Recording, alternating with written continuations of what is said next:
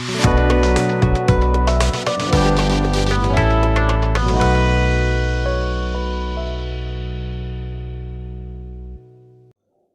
Vindhya times में आपका स्वागत है। जब व्यवस्था में बैठे लोग खामोश हो जाएं, जब व्यवस्था में बैठे लोग निष्क्रिय हो जाएं और जब व्यवस्था में बैठे लोग अपनी खामोशी के कारण किसी को प्रताड़ित करने लगें, या फिर स्पष्ट रूप से ये कहा जाए कि किसी की पीड़ा उन्हें समझ में नहीं आए, तब कुछ ऐसे लोग भी निकल कर सामने आते हैं जो उस व्यवस्था के खिलाफ लड़ते हैं और मदद की कोशिश करते हैं। जुलाई महीने में एक हादसा हुआ था। रीवा की आवाम, विंध्य की आवाम और मध्य प्रदेश के लोग ये जानते होंगे कि एक पीड़ित आउटसोर्स कर्मचारी पवन तिवारी, जिन्होंने एक हादसे के बाद अपना हाथ खो दिया। गरीब परिवार से आने वाले पवन तिवारी जिंदगी और मौत के बीच संघर्ष कर रहे थे।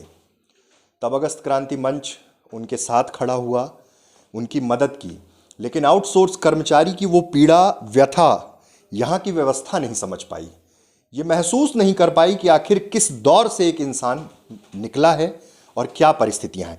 आज हमारे साथ विंध्या टाइम्स के ऑफिस में पवन तिवारी हैं। हमने कुंज बिहारी तिवारी जी से कहा था, अगस्त क्रांति मंच के संयोजक हैं, कि एक बार पवन तिवारी से मिलना इसलिए बेहद ज़रूरी है कि हम उस व्यथा को समझ पाएं कि किस दौर को उन्होंने देखा है, झेला है। पवन जी, बहुत बहुत स्वागत है।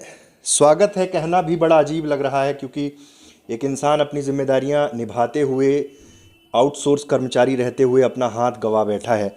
जुलाई में ये हादसा हुआ। एक बार आप डिटेल में बताइए कि क्या दौर था और किस तरह से ये पूरा घटनाक्रम हुआ था।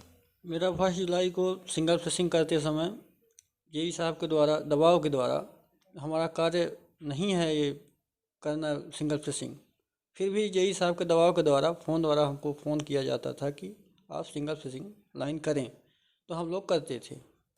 और 1 जुलाई को मैं 4 बजे के टाइम पे सिंगल फिशिंग लाइन कर रहा था। उसी दौरान हमारे साथ ये घटना घटी। घटना ऐसे घटी कि मैं ब्रेकर बंद किया और वहाँ डिस्चार्ज रॉड नहीं था हमारे पास।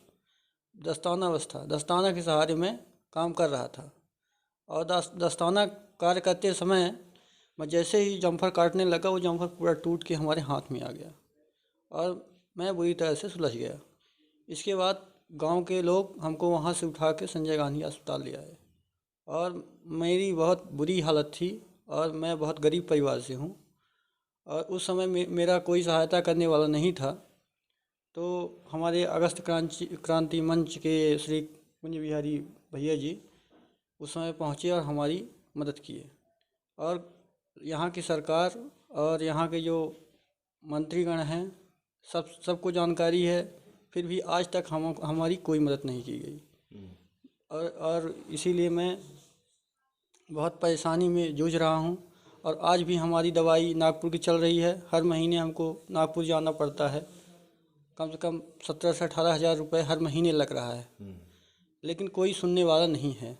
थोड़ा बहुत मदद जो कुछ है भैया के द्वारा की जा रही है और बाकी कोई मदद हमारी नहीं हो रही है और परिस्थिति बहुत गंभीर है।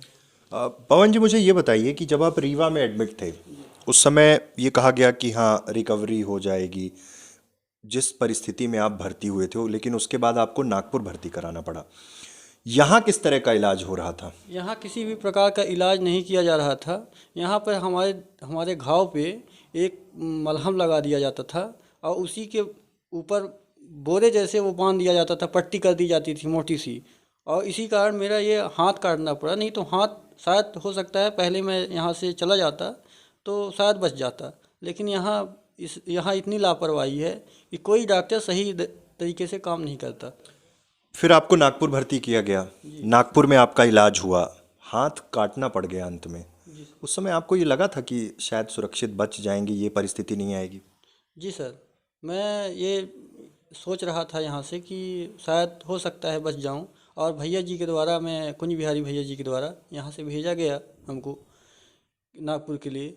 नहीं तो यहाँ होता तो मेरी जान भी चली जाती। आज शायद मैं यहाँ न बैठा होता। और इन्हीं की सब कृपा है, इन्हीं के आभार में मैं अभी भी, हमारी दवाई जो हो रही है तो इन्हीं के माध्यम से हो रही है। मैं इतने कहना चाहता हूँ। अब बड़ी बात यह है कि आज पवन तिवारी रीवा क्यों आए थे रीवा में एक और आउटसोर्स कर्मचारी जो कल घटना के शिकार हुए हैं, आप उनको देखने आए थे, उनकी क्या स्थिति है?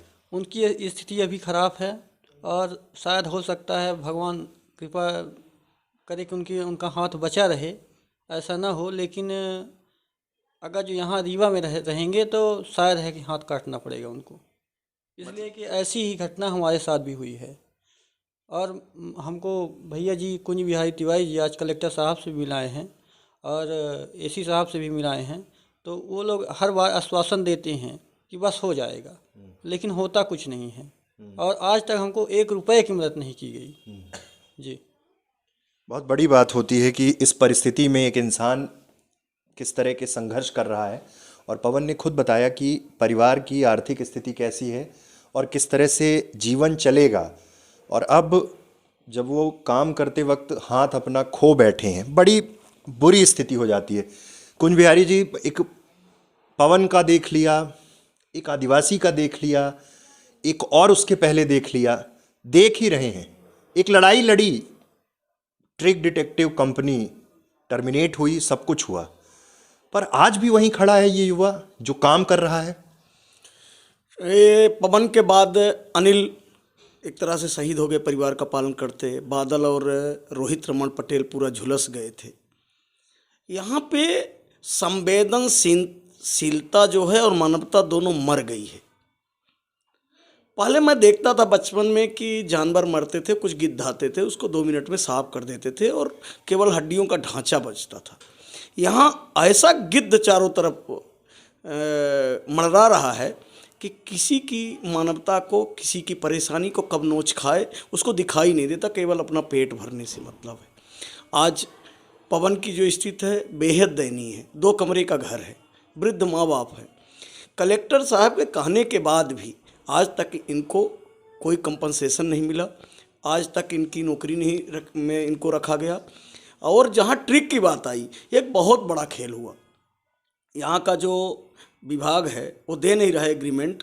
पीएफ और ईएसआईसी का, अगर ईएसआईसी जैसे मैं शुरू से बोल रहा हूँ, अगर इनका जमा होता प्रीमियम ईएसआईसी का, ट्रिक ने जो खा लिया तो इनको 10 लाख रुपए नगद मिलते और 5,000 इनका पेंशन लग गया होता अब तक, और ये जॉब करते रहते। पीएफ का पैसा, कलेक्टर साहब एक आईएएस है, आदमी जाके सामने बैठे, वो उनके चेंबर से बाहर खुले में वो बात करें, तब आदमी बात करे कि आप आईएएस हैं, आपका जो लेवल है बहुत ऊंचा है। हम आईएएस नहीं हो पाए, लेकिन वो जो एक बिजली विभाग का एसी उनको घुमा रहे हैं कि वो दूसरे के हेड से हम पीएफ का जमा करा देंगे। वो पीएफ का पैसा जो दूसरे कॉन्ट्रैक्टर के पास गया, जो आज आदमी अपॉइंटमेंट होगा, जिसको नया काम मिलेगा, आज यहाँ का पीएफ नंबर लेगा, वो पीछे का इन कर्मचारियों का 5 से 6 महीने का पैसा कैसे जमा करेगा, वो कलेक्टर साहब को समझ में नहीं आ रहा है। जैसे घुमाते हैं तो घूम रहे हैं। संजीव कुमार चतुर्वेदी की हालत दयनीय है। और हम लोगों ने ट्विटर पे डाला, जैसे पवन के लिए हम लोगों ने सबसे मदद की। आप कल से देख रहे हैं 50 रुपये, 100, 200, 250, 500, 1000 रुपये आने शुरू हो गए हैं। अभी मैं भी गया था, मेरे जेब में जितना था हम भी दे के आए हैं। उससे काम नहीं होना, इसलिए कि पवन की दवाई में हम लोगों ने देखा था 8 से 10 लाख रुपए लगे, और किस तरह उसको इकट्ठा करना। तो ट्विटर पे डाला था, और टीम सोनू सूद ने किरण हॉस्पिटल सूरत में पवन को भी बुलाई है और इनको भी, और उन्होंने बोला कि हम कलेक्टर साहब का नंबर दे दीजिए, हम बात करते हैं और जितने सेफ्टी इक्विपमेंट्स हैं प्रोवाइड कराएंगे। लेकिन कलेक्टर साहब को विभाग ने बोल दिया कि सारे सेफ्टी इक्विपमेंट्स हैं। और मैंने कलेक्टर साहब को बोला कि सत्य के लिए प्रमाण की जरूरत नहीं, आप रेंडमली किसी भी स्टेशन पर जाके चेक कर लीजिए तो आपको समझ में आ जाएगा। जिस एबी स्विच की खराबी के कारण पवन के साथ घटना हुई, उसी स्थिति में आज भी 6 महीने बाद वो एबी स्विच खराब है। मैं आज सुबह खर्रा में देख के आया। यहाँ का जो राजनीतिक तंत्र है वो व्यापार में लग गया है। अब प्रशासनिक तंत्र बेलगाम हो गया है। हिस्सेदारी का खेल चल रहा है, और हिस्सेदारी के खेल में किसकी क्या समस्या है, किसकी क्या दिक्कत है, कौन मर रहा है, कौन जी रहा है, कोई देखने वाला नहीं है। आप जैसे अच्छे पत्रकार जो हैं, जो अभी तक पत्रकारिता को जिंदा रखे हैं, उनके कारण कुछ बातें समाज तक जाती हैं, और समाज की संवेदना के कारण आज भाई मेरा जिंदा है। और मैं एक माध्यम बना लेकिन सभी ने दिया। धन्यवाद के पात्र वो छोटे छोटे कियोस्क वाले भाई हैं जिन्होंने 250-250 दिया। धन्यवाद के पात्र सूरत गुजरात में काम करने वाले वो भाई हैं जो 300 दिहाड़ी पाते हैं, एक दिन की दिहाड़ी दिए। धन्यवाद के पात्र हैं वो लोग जो मजदूरी करते हैं लेकिन मजदूरी दिए। लेकिन उस लिस्ट में रीवा का एक भी नेता, रीवा का एक भी विधायक, रीवा का एक भी सांसद, रीवा का एक भी प्रशासनिक अमले का नाम उस लिस्ट में नहीं है जिसने पवन की आर्थिक मदद की हो। और ये आउटसोर्स जो आप बोलते हैं ये आउट ऑफ समाज हो चुके हैं। इन बेरोजगार युवाओं को, मजदूरों को समाज में माना नहीं जा रहा, इसलिए तो मरने के लिए छोड़ दिया। अगर किसी विधायक, किसी मंत्री या किसी प्रशासनिक अधिकारी के बेटे के साथ इस तरह घटना हुई होती, जैसे संजीव पड़ा हुआ है, आप जाके संजय गांधी के बर्न यूनिट में देखेंगे, गैलरी में पड़ा हुआ है, कोई देखने वाला नहीं है। अब देखना यह है कि लोग कितनी मदद करते हैं। हाथ पवन का गया, लेकिन जिस साइड का हाथ था आप देख रहे हैं हार्ट साइड है, और ये सेप्टिक अगर इनके हार्ट में पहुंचता तो क्या ये बच सकते थे? तो बड़ी बात है कि अब संजीव की ज़िंदगी कैसी बचाई जाए और पवन को न्याय कैसी दिलाई जाए। आपके माध्यम से, आपके भी जो लोग मीडिया में हैं, जो केवल बड़े लोगों के लिए फेयर एंड लवली का काम करते हैं, उनके चेहरे के चमकाने का मीडिया के माध्यम से काम करते हैं, उनसे भी प्रार्थना है कि कल गणतंत्र दिवस है, एक नया सवेरा है, कल शपथ लीजिए और ऐसे लोगों की ज़िंदगी बचाने के लिए खबरें चलाइए। नेताओं की फेयर एंड लवली जैसे चेहरा चमके ना चमके, इनकी ज़िंदगी बची रहेगी तो आपको ईश्वर दुआ देगा। बहुत बड़ी बात है कि जिन परिस्थितियों में मैं कैमरा पर्सन से कहूँगा एक बार दिखाएं, पवन हमारे साथ हैं। ठीक है, ठीक है, ये हार्ट का एरिया है, ये हाथ पूरा कट चुका है और हालात ये हैं कि अभी भी वो संघर्ष जारी है। पवन जी, मैं एक सवाल पूछूंगा, एकदम स्पष्ट बताइएगा। व्यवस्था पर सवाल खड़े करना और सवाल पूछना हम तो नहीं बंद करेंगे। इतना बड़ा हादसा हुआ, बहुत बड़ा राजनीतिक तंत्र है, प्रशासनिक तंत्र है, कितने रुपए की मदद पवन तिवारी की इस व्यवस्था ने की है, चाहे मंत्री हो चाहे मिनिस्टर हो? क्योंकि मैंने देखा है कि पिछले कुछ महीनों में जिसके भी दौरे हुए हैं, आपने, आपकी टीम ने सवाल पूछा है कि इसकी मदद कब होगी, कितने रुपए की मदद हुई? प्रशासनिक मदद हमको 1 रुपये की नहीं हुई। 20,000 रुपये दिया गया था आउटसोर्स कर्मचारी जो जेईई हैं उनके द्वारा 20,000 रुपये की मदद हुई थी, और माननीय कलेक्टर साहब द्वारा हमको 40,000 रुपये की मदद हुई थी। और बाकी भैया वादे कितने हुए थे, सही सही बताइएगा, क्योंकि अब कुछ छुपा नहीं है। कितने लोगों ने कहा था कि मदद करेंगे? वादे अब गिरीश गौतम अध्यक्ष महोदय जी हमारे पिताजी से बोले थे। हम तो एक्सीडेंट हो गए थे तो हम नागपुर में एडमिट थे।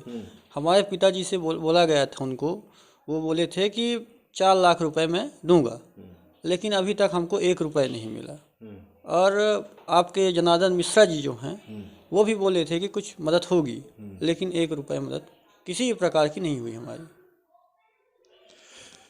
अब या तो सवाल पूछने बंद कर दिए जाएं, या तो जो इन्होंने कहा है, अगर इसके बाद भी लगता है कि 10 लाख रुपए तक अमूमन खर्च हो चुके हैं और हर महीने 18,000 रुपये लगते हैं, और वो 10 लाख की मदद में मैंने देखा है उस दौर में सीधी, सिंगरौली, मध्य प्रदेश के बाहर जो छोटे छोटे कर्मचारी काम कर रहे थे उन सब ने मदद की थी। व्यवस्था पर सवाल इसलिए है क्योंकि ये व्यवस्था ये सोचने पर मजबूर हो कि पवन तिवारी, उसके बाद चतुर्वेदी, उसके पहले कितने लोग, और सिर्फ इस तंत्र को अगर सुधार दिया जाए तो शायद ये हादसे ना हो। लेकिन आज सबसे बड़ी ज़रूरत मदद की है। सोनू सूद की टीम ने इनिशिएटिव लिया है। अभी मेरे सामने का वाकया है कि वो लोग लगातार संपर्क कर रहे हैं और उनको ये डर है कि इन्फेक्शन जिस तरह से पवन को हुआ, अगर वैसा ही उनको हो जाएगा जो अभी एसजीएमएच की बर्न यूनिट में है, गैलरी में पड़े हैं, तो शायद फिर से उनका भी हाथ काटना पड़ जाएगा, जो परिस्थिति इनके साथ हुई। इसलिए ज़रूरी ये है कि जितनी मदद हो सके आप भी करिए। सोशल मीडिया में कल से चैट, वो तमाम चीज़ें आ रही हैं, जो लोग डोनेट कर रहे हैं वो अपने स्तर से मदद कर रहे हैं, लेकिन इतनी मदद काफ़ी नहीं होगी। टीम सोनू सूद लगातार संपर्क में है, उन्होंने कलेक्टर से बात की है, डॉक्टर से बात कर रहे हैं कि किसी भी तरह से इनको सूरत भेजकर इलाज कराया जाए, और पवन का कृत्रिम हाथ लगाने की भी तैयारी है। उम्मीद करते हैं कि ये व्यवस्था जागेगी और ये व्यवस्था सवाल पूछने वालों से सवाल नहीं पूछेगी, बल्कि उनके जवाब देगी और लोगों की मदद करेगी। बहुत बहुत धन्यवाद।